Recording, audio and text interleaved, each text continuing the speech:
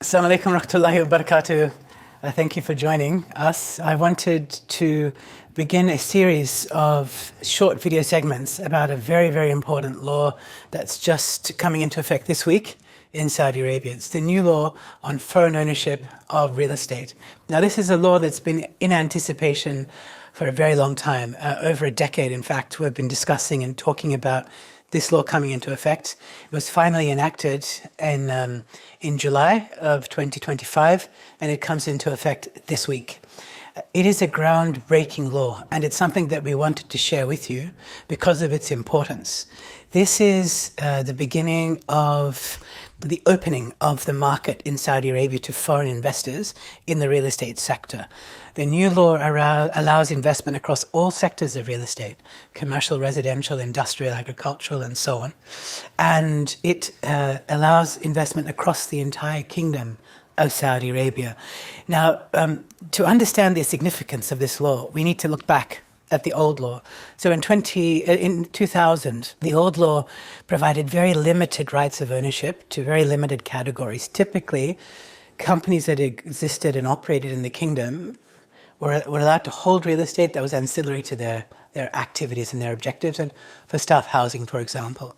Individuals that were resident and had an Iqama in Saudi Arabia could purchase one residential unit after obtaining a no objection from the Minister of Interior, which was typically provided after you had resided in that city for 3 years.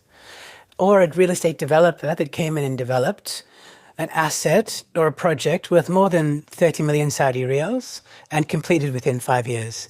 There are some exceptions for diplomatic embassies and so on, but otherwise it was a very narrow window of opportunity to acquire an interest. Real estate funds came in and allowed indirect ownership through a fund structure in a private fund setting where it's privately placed. And that was an avenue that allowed further investment into the kingdom, but again, was very limited in its application.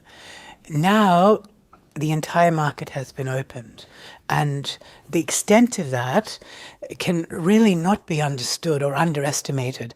It is an immense real estate market. Without question, it will become the biggest market in the Middle East region.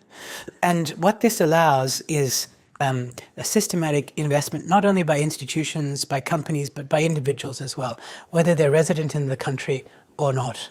Next week, we expect the implementing regulations to come into effect, and the geographical maps identify those areas of the kingdom that are allowed for foreign ownership in Riyadh, in Jeddah, Mecca, and Medina. And they will also specify the type of ownership, whether it's freehold or long-term leasehold.